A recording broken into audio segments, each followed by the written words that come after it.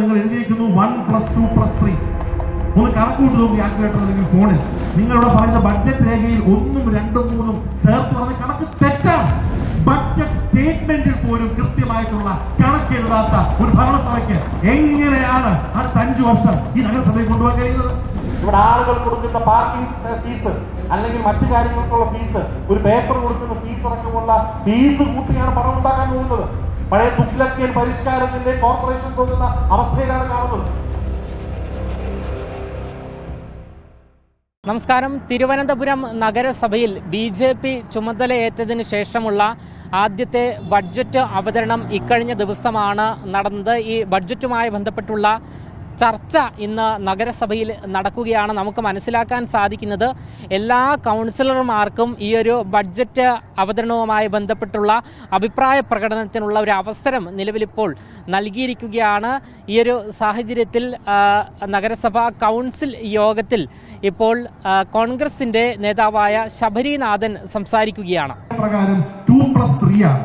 അതിനുപകരം നിങ്ങൾ എഴുതിയിരിക്കുന്നു 1+2+3 ഒന്ന് കണക്കൂട്ട് നോക്കി കാൽക്കുലേറ്റർ അല്ലെങ്കിൽ ഫോണിൽ. ഇതെല്ലാം കൂടെ കൂട്ടിയാൽ 1293 കോടിയാണ് 2024-25 വരുന്നത്. 2026-27 2250 കോടിയാണ് പറയുന്നത്. അത് 2ഉം 3ഉം ചേർന്നുള്ള കണക്കാണ്. നിങ്ങളുടെ ബഡ്ജറ്റ് രേഖയിൽ, നിങ്ങളുടെ പറയുന്ന ബഡ്ജറ്റ് രേഖയിൽ 1ഉം 2ഉം 3ഉം ചേർത്ത് പറഞ്ഞ കണക്ക് തെറ്റാണ്. അതുപോലെ നിങ്ങൾ പറയുന്ന മുൻനിരക്ക് ഉൾപ്പെടെയുള്ള കണക്കുകൾ, ആ കണക്കിലാണ് നിങ്ങൾ ഈ പറഞ്ഞ 1ഉം 2ഉം 3ഉം കണക്കിലെടുത്തത്. ഞാൻ പറയുന്നത് ഒന്നുകിൽ ഇവിടെയുള്ള ഉദ്യോഗസ്ഥർ, നിങ്ങൾക്കൊന്നും അറിഞ്ഞുകൂടാതെ ഞാൻ പറയുന്നത്, നിങ്ങൾ കുറെ കാലം പ്രതിപക്ഷിക്കുന്ന ആൾക്കാരാണ്, അല്ലെങ്കിൽ സന്ദേശം പറയുന്ന പോലെ വിദ്യാഭ്യാസം ആരും ഇന്ത്യയുടെ പാർട്ടിയിൽ ചോദിക്കത്തില്ല. പക്ഷേ ഇതൊരു നാണക്കേടാണ്. ഏറ്റവും കൂടുതൽ സാക്ഷരതയുള്ള കേരളത്തിന്റെ തലസ്ഥാന ജില്ലയുടെ ബഡ്ജറ്റിലെ ബഡ്ജറ്റ് സ്റ്റേറ്റ്മെന്റിൽ പോലും കൃത്യമായിട്ടുള്ള കണക്കെഴുതാത്ത ഒരു ഭരണസഭയ്ക്ക് എങ്ങനെയാണ് അടുത്ത 5 വർഷം ഈ നഗരസഭയിൽ കൊണ്ടുപോകാൻ കഴിയുന്നത്? സത്യം പറഞ്ഞാൽ നമ്മളൊന്നും ഇത് പ്രസംഗിക്കേണ്ട ഒരു ആവശ്യവുമില്ല. ഇതൊരു ഇൻവാലിഡ് ഡോക്യുമെന്റ് ആണ്. അതിന്റെ 2ാമത്തെ പേജിലേക്ക് നോക്കൂ.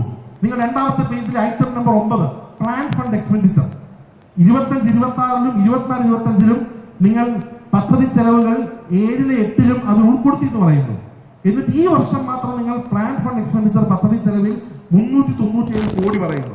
പക്ഷെ അതിന്റെ ലൈൻ ഐറ്റമായ അത് ഉൾപ്പെടുത്തിയിട്ടില്ല.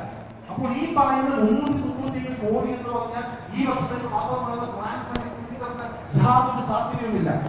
സത്യം പറഞ്ഞാൽ ബഡ്ജറ്റ് സ്റ്റേറ്റ്മെന്റായിട്ടുള്ള ഈ 2 പേജുകൾക്കും ടോയ്ലറ്റ് പേപ്പറിന്റെ വില മാത്രമാണുള്ളത്. ഇത് തെറ്റാണ്, രേഖയാണ്. ഇത് വെച്ച് ചർച്ച ചെയ്യാൻ തന്നെ ഈ വിദ്യാസമ്പന്നരായിട്ടുള്ള നഗരത്തിലെ ആളുകളുടെ പ്രചാരണം ചെയ്യുന്ന എനിക്ക് ചർച്ച ചെയ്യാൻ തന്നെ നാണക്കേടാണ്. ഇതാണ് ഞാൻ പറഞ്ഞത്. പഠനമില്ല. ഇനി ചർച്ചയ്ക്ക് വേണ്ടി ബാക്കിയായിരുന്നു പറയുന്ന കണക്കുകൾ.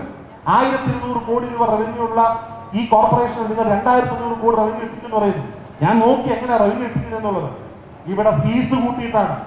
ഇവിടെ ആളുകൾ കൊടുക്കുന്ന പാർക്കിംഗ് ഫീസ് അല്ലെങ്കിൽ മറ്റു കാര്യങ്ങൾക്കുള്ള ഫീസ്, ഒരു പേപ്പർ കൊടുക്കുന്ന ഫീസ് അടക്കമുള്ള ഫീസ് കൂട്ടിയാണ് പണം ഉണ്ടാക്കാൻ പോകുന്നത്. പഴയ തുഗ്ലക്കിയൻ പരിഷ്കാരത്തിന്റെ കോർപ്പറേഷൻ പോകുന്ന അവസ്ഥയിലാണ് കാണുന്നത്. പിന്നെ റവന്യൂ വരുമാനം കൂട്ടാൻ വേണ്ടി ഇവർ കാണിക്കുന്ന കണക്കുകൾ കേന്ദ്രത്തിന്റെ പേരിലുള്ള എല്ലാ പദ്ധതിക്കും കൂടുതൽ കണക്കിട്ടേക്കാണ്. ഇവരുടെ വിചാരം കേന്ദ്രത്തിൽ നേരെ പൈസ എടുക്കുന്നതാണ്. ഇതൊന്നും മനസ്സിലാക്കാനുള്ള ബേസിക് അടിസ്ഥാന സാമ്പത്തിക വിദ്യാഭ്യാസം ഈ പാർട്ടിയിലുള്ള ആളുകൾക്ക് ഇല്ല എന്ന ആൾക്ക് മുന്നിൽ വിഷമമാണ്. മറ്റൊരു കാര്യം കൂടെ പറയാൻ ഇതിനകത്തേക്ക് അതിലേക്ക് വരുമ്പോൾ കേന്ദ്ര പദ്ധതികൾ, ഞാൻ PMDY കുറിച്ച് പറയുകയാണ്. ഞാൻ ഫെഡറലിസം വിശ്വസിക്കുന്ന ഒരാളാണ്. ഞാൻ നെഹ്റുവിലും ഗാന്ധിയിലും അംബേദ്കറും വിശ്വസിക്കുന്ന ഒരാളാണ്. നമ്മുടെ ഇന്ത്യയുടെ ഭരണഘടന നോക്കുമ്പോൾ ഭരണഘടനയിൽ പല പാർട്ടുകൾ പറയുന്നുണ്ട്. അത് പാർട്ട് 4 സ്റ്റേറ്റ് ഉണ്ട്, അതിൽ സെന്റർ ഉണ്ട്, അതിൽ സ്റ്റേറ്റ് ലെജിസ്ലേച്ചർ ഉണ്ട്, അതിനുശേഷം പഞ്ചായത്ത് ഉണ്ട്, അതിനുശേഷം മുനിസിപ്പാലിറ്റി ഉണ്ട്. ഈ ഭരണഘടനയിൽ നമുക്ക് എല്ലാവർക്കും വേണ്ടി വ്യത്യസ്തമായിട്ടുള്ള ഘടനകൾ നൽകിയിട്ടുള്ളത് പരസ്പര പൂരകമായിട്ട് നിന്നുകൊണ്ട് പ്രവർത്തിക്കാനാണ്.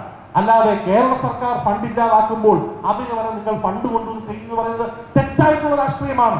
ഞാൻ ഉറപ്പു നൽകുന്നു, UDF അധികാരത്തിൽ വരുമ്പോൾ ഇത്തരത്തിലുള്ള കാര്യങ്ങൾ ചർച്ച ചെയ്തുകൊണ്ട് സാധാരണക്കാരനായിട്ടുള്ള ആളുകൾക്ക് കിട്ടേണ്ട ഫണ്ട്, ഇതിപ്പോൾ ഇവര് ഫണ്ട് കൊടുത്തില്ലെങ്കിലും നിങ്ങൾ കൊണ്ടുവന്നാലും നഷ്ടപ്പെടുന്നത് പാവപ്പെട്ട ആളുകൾക്കാണ്. ചിരിക്കണ്ട. PNC കൈകോർക്കാതെങ്കിൽ ഈ കാര്യത്തിന് കൈകോർക്കാതെ പിന്നെ അദ്ദേഹം പറഞ്ഞ ഒരു കാര്യത്തിന് അംഗീകരിക്കുന്നു. ഇവിടുത്തെ തീരദേശം ഈ നാട്ടിൽ ഞാൻ നോക്കിയിട്ടുണ്ട്. ഏകദേശം 2-3 ലക്ഷം ആളുകളുള്ള തീരദേശത്തെ ആളുകളുടെ ഒരു വാക്ക് നിങ്ങൾ പറഞ്ഞിട്ടുണ്ടോ? നിങ്ങൾക്ക് വോട്ട് കിട്ടാത്ത ആളുകൾക്ക് വേണ്ടി നിങ്ങളൊന്നും ചെയ്യില്ല എന്ന് നിങ്ങളുടെ പാർട്ടി പ്രസിഡന്റ് ഇന്നലെ ഒരു പരിപാടിയിൽ പറഞ്ഞത് വൈറലായിക്കൊണ്ടിരിക്കുകയാണ്. എയിംസ് തരുമോ എന്ന് ചോദിച്ചപ്പോൾ ഇന്നലെ മനോരമ യോഗത്തിന്റെ പ്രോഗ്രാമിൽ ഞാൻ പങ്കെടുത്തതാണ്. ശ്രീ രാജചന്ദ്രശേഖർ പറയുകയാണ് ആദ്യം വോട്ട് ചെയ്ത് ജയിപ്പിക്കും എന്നിട്ട് എയിംസ് തരാമെന്ന്. ആ നിലപാട് തന്നെയാണ് BJP ഇന്നാട്ടിലവർക്ക് വോട്ട് ചെയ്യാത്ത ആളുകൾക്ക് പറഞ്ഞിട്ടുള്ളത്. നിങ്ങൾ വന്നപ്പോൾ പറഞ്ഞിരുന്ന കാര്യം നിങ്ങൾ എല്ലാവർക്കും വേണ്ടി പ്രവർത്തിക്കുന്ന ആളുകളാണ്. ആ എല്ലാവർക്കും വേണ്ടി പ്രവർത്തിക്കുവാനുള്ള മനസ്സ് നിങ്ങൾ കാണിക്കുന്നത് ആദ്യം പറയുകയാണ്. പിന്നെ ചില പറഞ്ഞിട്ടുള്ള കാര്യങ്ങൾ ഭാവിയിലേക്കുള്ള ഈ പറഞ്ഞ തീരദേശമാകട്ടെ AI ആകട്ടെ ഒരു പ്രോജക്റ്റുകളും ഈ പറഞ്ഞ നായ്ക്കളുടെ കാര്യം നിങ്ങൾ 50 നായ്ക്കളെ കൂട്ടിട്ടു എന്നുള്ളതാണ് ബഡ്ജറ്റ് പറഞ്ഞിരിക്കുന്നത്. ഒരു വാർഡ് തന്നെ കാണും 100 നായ്ക്കൾ. അതിനുള്ള ശാശ്വതമായിട്ടുള്ള പരിഹാരം പറയാതെ കുടിവെള്ളം നിങ്ങൾ മേയറായതിനു ശേഷം കഴിഞ്ഞ 100 ദിവസമായി ദാഹജലം കിട്ടാതെ നിങ്ങളുടെ കൗൺസിലർമാർ വരെയാണ് റോഡിൽ കിടക്കുന്നത് കണ്ടു. എന്തെങ്കിലും മാറ്റം ഉണ്ടാക്കാൻ കഴിഞ്ഞിട്ടുണ്ടോ? സ്റ്റേറ്റ് ചെയ്യേണ്ട കാര്യങ്ങൾ സ്റ്റേറ്റ് ചെയ്യുന്നില്ല. പക്ഷെ ഒരു കോർപ്പറേഷൻ രാഷ്ട്രീയം നോക്കാതെ സ്റ്റേറ്റ് ആയിട്ട് ചേർന്ന് ചെയ്യുന്ന കാര്യങ്ങൾ ചെയ്യാൻ നിങ്ങളെ കൊണ്ട് കഴിയുന്നില്ല. എന്നിട്ട് പറയുകയാണ് സിറ്റി ഓഫ് പീസ് ആക്കും എന്നുള്ളത്. ഞാൻ ശ്രീ ശ്രീകുമാരൻ പറഞ്ഞതോട് ഞാൻ യോജിക്കുകയാണ്. സിറ്റി ഓഫ് പീസ് എന്നുള്ള ലേബല് ഇവിടെ നൽകിയത് ഒരു രാഷ്ട്രീയ പാർട്ടിയല്ല, 3.5 കോടി സാധാരണക്കാരായിട്ടുള്ള മലയാളികളാണ്. ആ സിറ്റി ഓഫ് പീസായി കേരളത്തിൽ പോകുന്നതിന് കാരണമുണ്ട്. 3-ാം തീയതി പൊങ്കാലയാണല്ലോ.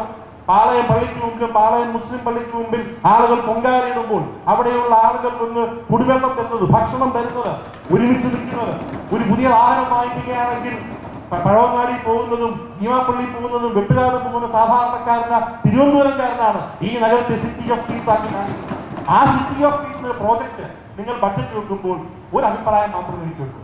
നിങ്ങളുടെ നോർത്ത് ഇന്ത്യയിലുള്ള ചില സുഹൃത്തുക്കൾ കേരള സ്റ്റോറി ടീം എന്ന് പറഞ്ഞുകൊണ്ട് ഈ നാടിനെ സിറ്റി ഓഫ് പീസിന് പകരം പീസായി മുറിക്കാൻ നോക്കുകയാണ്. അപ്പോൾ സിറ്റി ഓഫ് പീസ് പദ്ധതി നടപ്പിലാക്കുമ്പോൾ അതാദ്യം കാണിക്കുവാൻ വേണ്ടി നിങ്ങളുടെ നോർത്ത് ഇന്ത്യയിലുള്ള സഹോദരന്മാരെ ഇങ്ങോട്ട് കൊണ്ടുവരും. അത് പഠിപ്പിച്ചു കൊടുക്കാൻ ഈ കോർപ്പറേഷനിലുള്ള നമ്മളെല്ലാ പ്രതിപക്ഷങ്ങളും കൂടെ കാണുമെന്ന് ഉറപ്പ് നൽകുകയാണ്. ഞാൻ കൂടുതൽ കാര്യങ്ങളിലേക്ക് കടക്കുന്നില്ല. ഇത് ഒരു നാണക്കേടാണ് ബഹുമാനപ്പെട്ട മേയർ, ഇതൊരു മാനക്കേടാണ്. ഇനി കൂടുതൽ സമയമൊന്നും വേണ്ട. നിങ്ങൾ നാളെ ഈ ബഡ്ജറ്റ് പാസ്സാക്കുന്നതിന് മുമ്പ് ഈ ബഡ്ജറ്റിന്റെ ഫിനാൻഷ്യൽ സ്റ്റേറ്റ്മെന്റ് ഇത്രയും കണ്ടുപിടിച്ചുകൊണ്ട് ഏതോ ഒരു പേജിൽ കിടന്ന് 166 പേജിന്റെ ഒരു കണക്ക് മാത്രം ബഹുമാനപ്പെട്ട ഡെപ്യൂട്ടി മേയറും കൂട്ടരും ശരിയാക്കി ഇപ്പൊ കൊണ്ടുവന്നപ്പം ഞാൻ വിചാരിച്ചു ഇതെങ്കിലും കണ്ടു കാണുമെന്ന്. അപ്പോൾ സമയമുണ്ട്. നിങ്ങൾ നാളെ ബഡ്ജറ്റ് പാസ്സാക്കുന്നതിന് മുമ്പ് നിങ്ങളുടെ ഡ്രാഫ്റ്റ് അടക്കമുള്ള കാര്യങ്ങൾ പോയിന്റ് നമ്പർ 4 അടക്കം പോയിന്റ് നമ്പർ 9 അടക്കാതെ നിങ്ങൾ ഈ ബഡ്ജറ്റ് പാസ്സാക്കുമെന്ന് വിചാരിക്കേണ്ട. ഇത്തരത്തിൽ വളരെ മോശമായ രീതിയിൽ പഠനമില്ലാതെ ഈ ബഡ്ജറ്റ് ഈ നാടിന് തന്നെ നാണക്കേടായിട്ട് ഒരു ബഡ്ജറ്റ് ഡോക്യുമെന്റ് ഉണ്ടാക്കിയ നിങ്ങളെ ശക്തമായി എതിർത്തുകൊണ്ട് ഞാൻ എന്റെ പ്രതിഷേധം അറിയിക്കുന്നു.